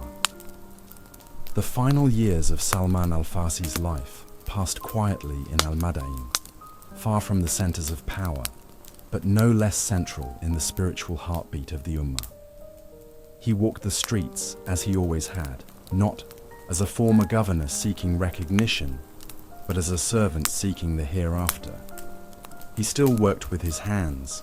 He still fasted regularly. His home was barely furnished. His meals often just water and coarse bread. He owned almost nothing. When asked once why he didn't keep more comforts for his old age, Salman replied, "Because I do not know when the angel of death will knock. If he finds my soul, it must be ready. If he finds my belongings, may they be light." That was the essence of his final years. A man who had mastered the art of leaving the world while still in it. He was older now. His beard had whitened, his steps a little slower, his hands bone thin. But his heart only grew younger. At night, neighbors would hear his sobs in prayer, his Quran recitation shaking the walls, his whispering du'as rising like incense through the garden air. Some students once tried to record his nightly supplications, thinking them rare. He found out and asked them gently to stop. "This is not knowledge you can memorize," he said. "It is medicine for wounds only Allah sees." His worship was not performative. It was private. Sometimes he'd pray so long that his knees would need to be massaged. Sometimes he'd fast so frequently that his closest companions feared for his health. But when they asked him about moderation, he smiled sadly. "The nafs never stops hungering for the world. Let mine hunger for the next and see what remains." This was his philosophy. The world desires your body, but the soul must desire Allah more. People still came from nearby cities to seek advice. Rulers occasionally sent messengers, but Salman rarely offered more than a sentence or two. Rule with fear of God. Fear no man but him. Forgive more than you punish, and die, with nothing you can't leave behind. That was his will, given bit by bit, before death ever formally arrived. Toward the end, when his body weakened further and his voice grew faint, those closest to Salman al-Farsi felt something beautiful and weightless begin to settle around him, like a calm before the sweetest kind of storm, an invitation home. He did not speak much. When he did, it was mostly dhikr. When asked if he feared death, He shook his head gently. I feared misguidance. Death is only relocation. His final illness passed quietly. There were no state doctors summoned, no emotional chaos, just neighbors, students, strangers, and old companions who had once walked with him during moments the world never documented. The room where he lay was simple. No canopy bed, no silk sheets, only a mat beneath him and a scarf folded nearby. His body trembled lightly one evening after Maghrib.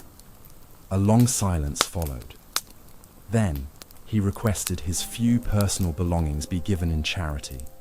His worn-out sandals, a patched garment, a small wooden bowl, and his dagger made dull by time. He called for water. He made wudu slowly, every motion like it was the last puzzle piece of a life lived in prostration. Then he requested to face the Qibla.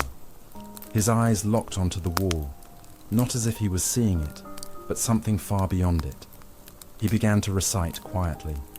One line of Quran, then another, then a dua none could clearly understand. Perhaps two, sacred, too close to the realm he was already being pulled toward. His breathing slowed, his chest rose, then fell, and just like that, the soul of a traveler finally arrived home.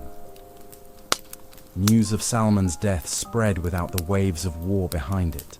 No banners marked the sky, but across Iraq and Persia, in teacher circles, children's, madrasas, and the aging tents of caravan storytellers, a silence fell that only the death of a true servant of Allah can cause.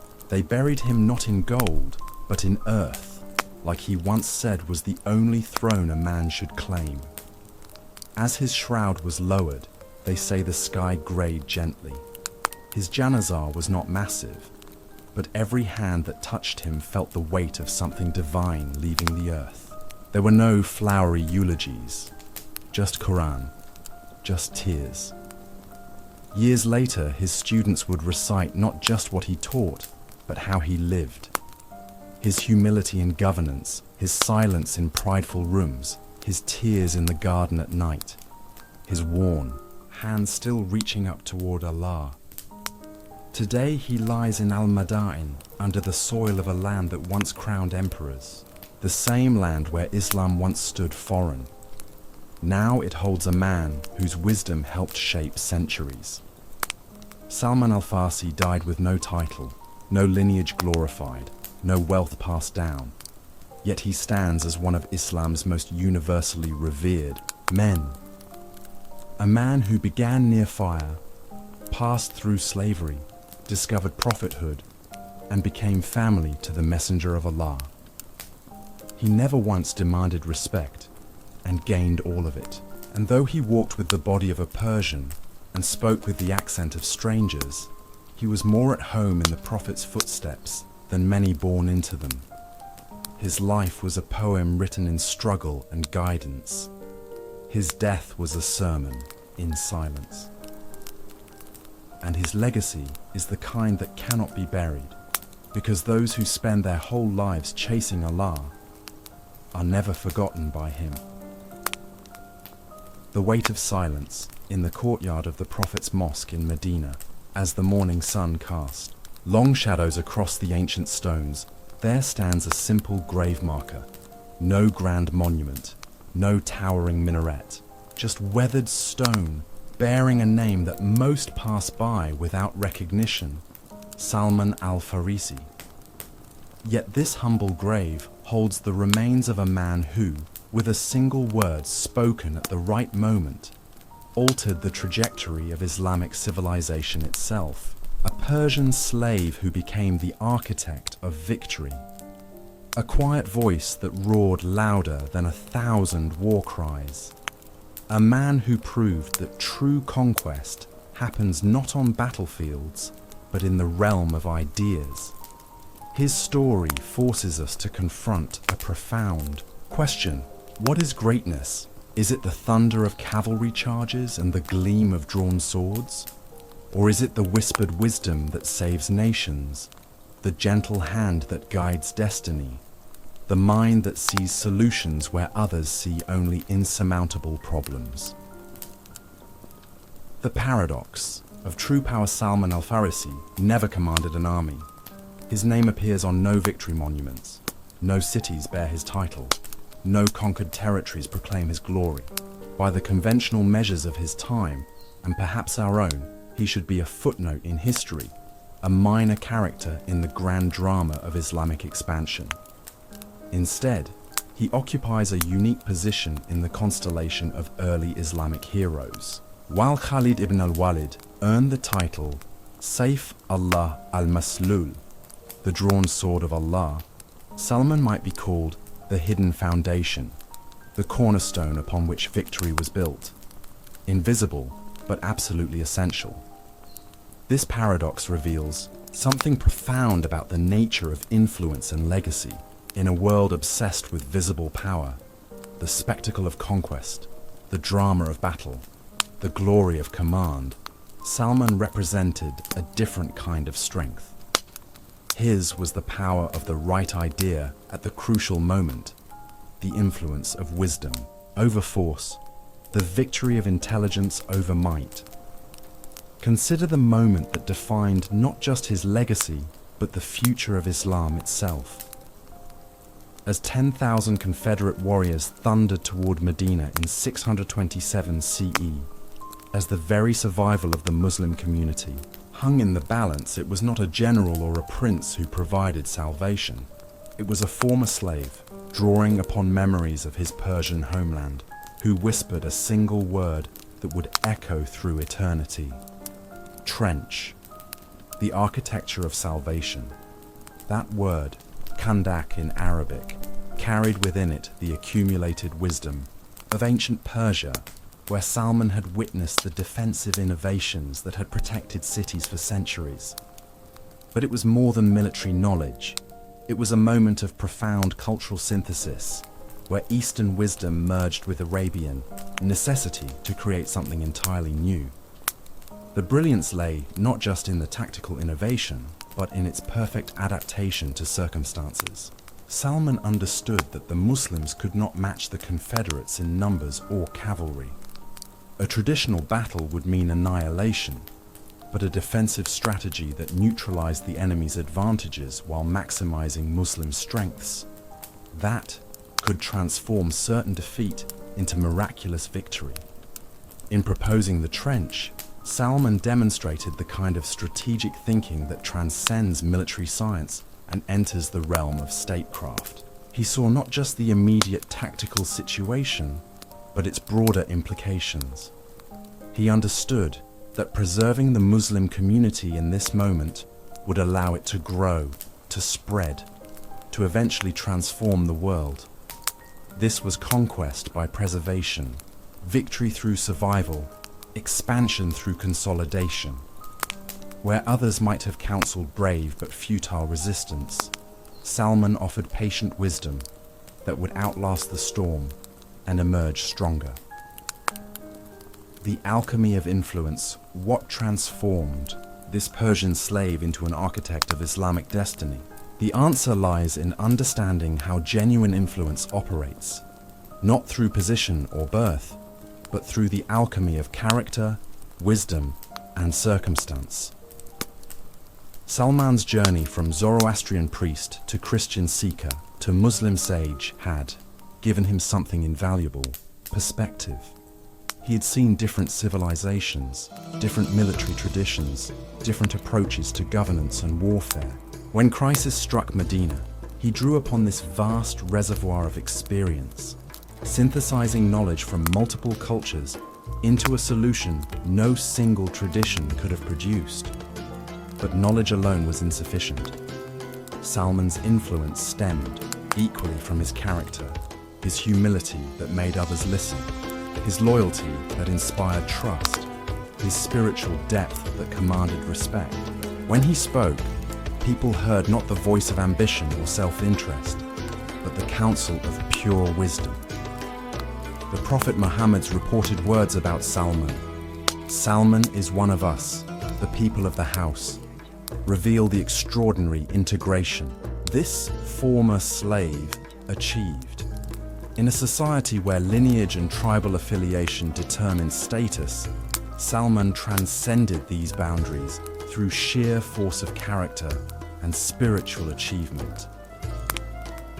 The ripples of a single moment. The victory at the Battle of the Trench did more than save Medina. It established a template for Islamic military strategy that would influence conquests for centuries. The principles Salman introduced, using intelligence and innovation to overcome numerical disadvantage, became a hallmark of early Islamic warfare. When Khalid ibn al-Walid executed his famous pincer movement at Ulay, earning the battlefield its grisly name, River of Blood, he was applying strategic principles that trace back to Salman's innovation at the Trench. When Amr ibn al-As conquered Egypt through political maneuvering rather than brute force, he was following a path first illuminated by Salman's example.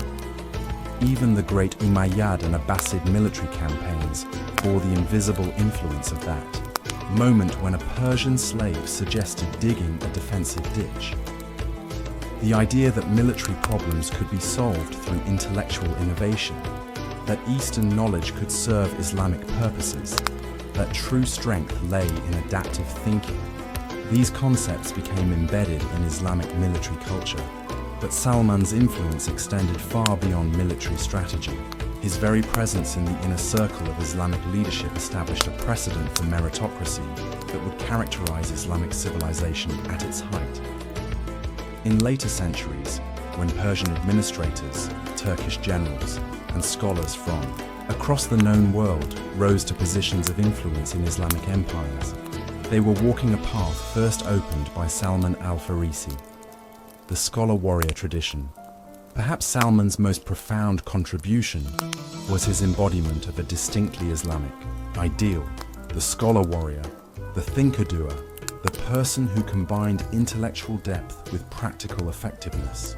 This synthesis became one of the defining characteristics of Islamic civilization during its golden age.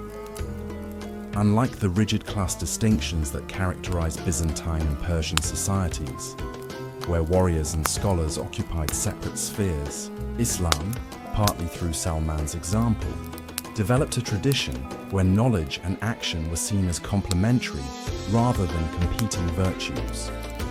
When we read of later Islamic figures like Saladin, who was simultaneously a military commander and a patron of philosophy, or Al-Mamun, who led armies while founding the House of Wisdom, or countless others who combined martial prowess with intellectual achievement, we are witnessing the flowering of a tradition that Salman helped plant.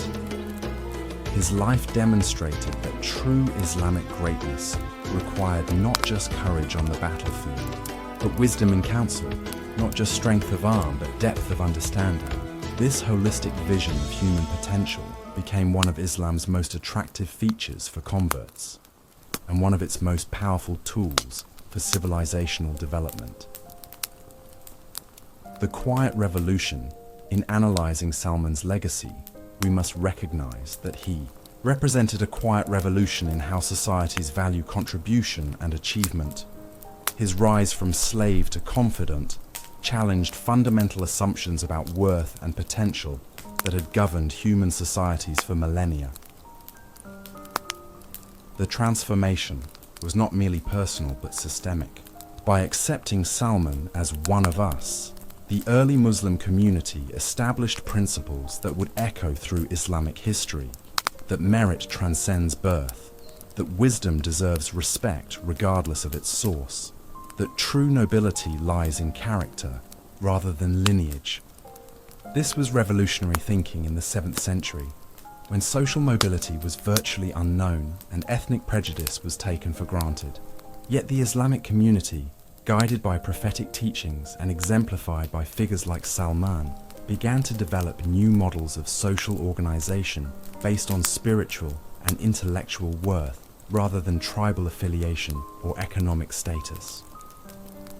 The implications were profound.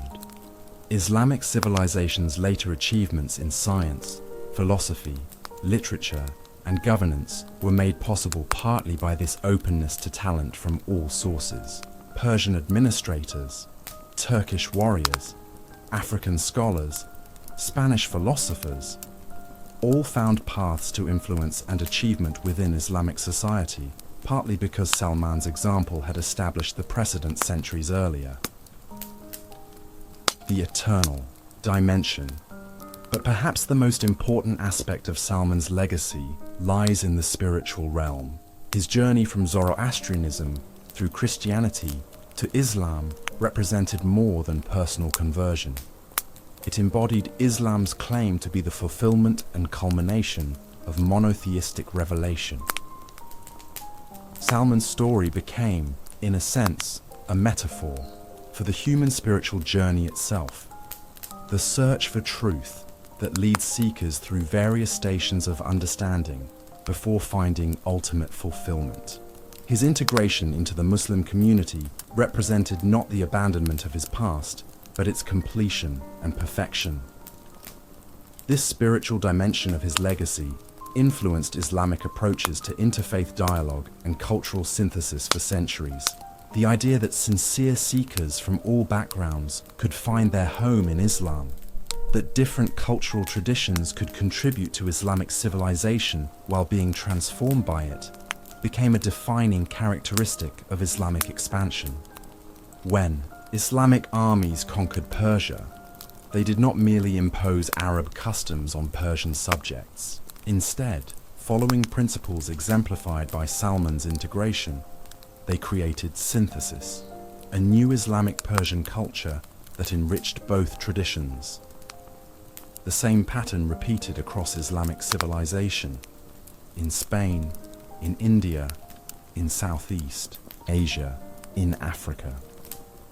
The measure of a man. As we stand before that simple grave in Medina, we are confronted with profound questions about how we measure human worth and legacy.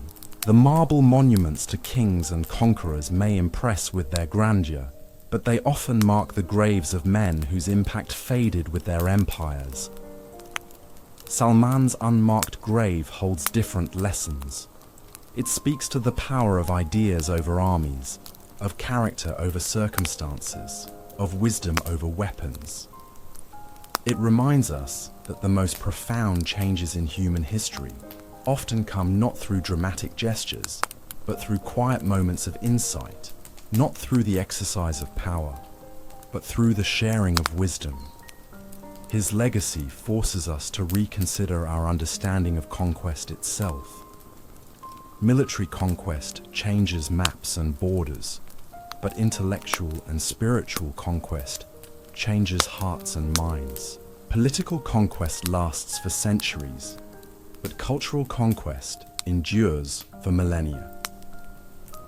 Salman conquered nothing in the conventional sense, yet his conquests, the conquest of prejudice through example, the conquest of impossibility through innovation, the conquest of despair through hope, proved more durable than any territorial acquisition. The continuing echo today, 14 centuries after Salman al-Farisi died in obscurity, his influence continues to reverberate through the Islamic world and beyond. Every time a Muslim community faces seemingly impossible challenges and finds innovative solutions, they are drawing from the well of possibility that Salman first tapped at the Battle of the Trench. Every time Islamic scholarship synthesizes knowledge from different traditions, it follows the pattern of cultural integration that Salman pioneered. Every time Muslim societies demonstrate that merit should transcend origin, they are living out principles that his life exemplified. But perhaps most importantly, every time someone discovers that true greatness lies not in commanding others, but in serving truth, not in seeking glory, but in enabling it in others, not in the thunder of conquest, but in the whisper of wisdom, they are walking the path that Salman al-Farisi first walked from the fire temples of Persia to the simple mosque of Medina. The final truth, in the end, Salman al-Farisi's story reveals, a truth that transcends any single faith or civilization, that history's most important figures are often its quietest ones, that the most powerful forces are frequently the most invisible ones, that the greatest conquerors may be those who never raised a sword. He never led an army, but he led the moment that saved one. He never conquered a city, but he conquered the concept of impossibility. He never built an empire, but he built something more lasting, a template for how human wisdom, guided by divine purpose, can transform the course of history itself. His grave may be simple, but his legacy is infinite. In a world still struggling with questions of prejudice and potential, of wisdom and warfare, of quiet service versus loud ambition, Salman al-Farisi stands as an eternal reminder that the greatest victories are often won by those who seek not their own glory, but the triumph of truth itself. The Persian slave who whispered a single word and changed the world forever continues to whisper still. To all who have ears to hear, hearts to understand, and souls brave enough to believe that even the humblest among us can alter the destiny of nations.